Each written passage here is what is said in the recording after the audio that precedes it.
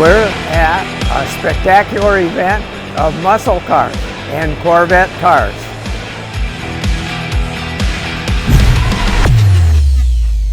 I brought my '68 Mustang Cobra Jet. It was a very special car.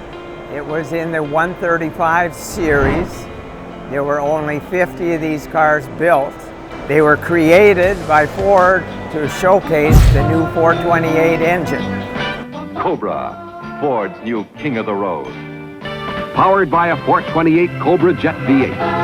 Cobra, watch it. This one eats birds for breakfast. The history and the uniqueness is a story that people enjoy.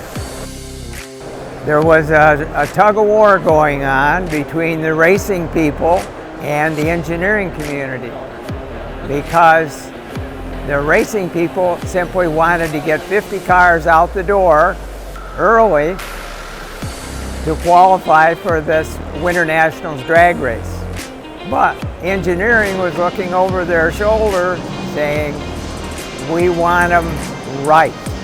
And the 50 cars did have some problems, and they were short some of the parts.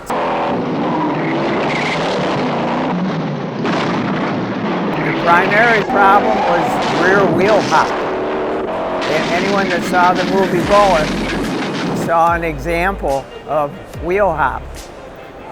That was a vexing problem at Ford, and it had not been solved when these 50 cars went out the door.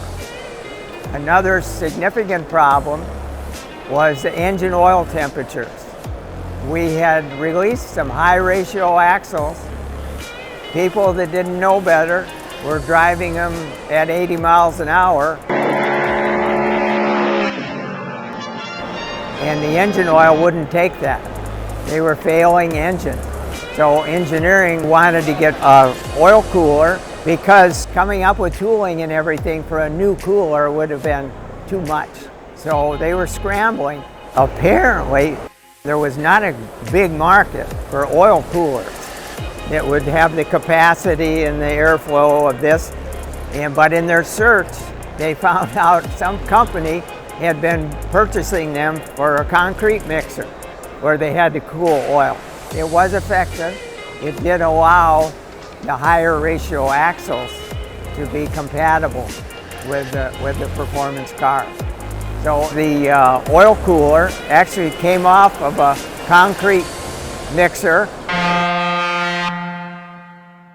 I had just been hired just about the time that the Cobra Jet was nearing development stages, so we were excited. Mustang moved you, Mustang moved you, Mustang 68. Ford wasn't big in high volume performance cars in 1968. I was working in a calibration, cooling, and NVH area at Ford. They did release these cars to the public, but this car was held back.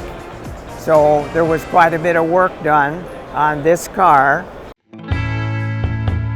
They did not have the right intake manifold or exhaust manifold, so I ended up with the 390 exhaust system, which was restrictive, which unfortunately I still have, but that was the best they could do at the time.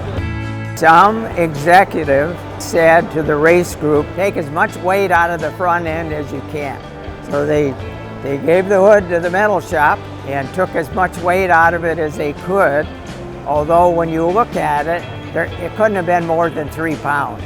The other thing they did is they put a garden tractor battery in the front. And I know that because when I went to put a standard battery in there, it would not fit in the tray. When I was working at Ford, I would occasionally see this car in the garage, and I thought, aha, I want a car like that to do drag racing. Because so many things had been done to the car, the legal department really did not want cars like this sold.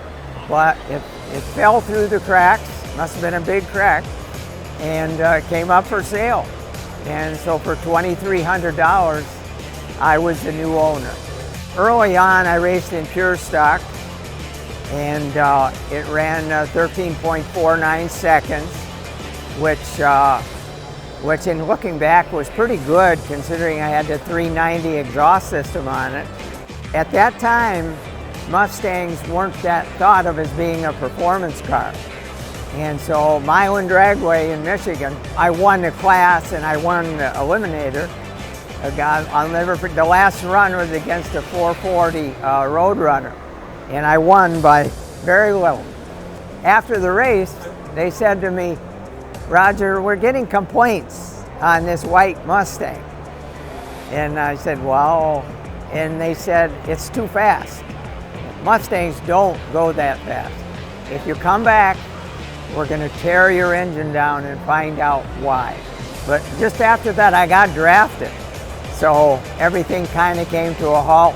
It sat in storage many years, and many of those years I really didn't think about it being as unique as I hear people talk about it today.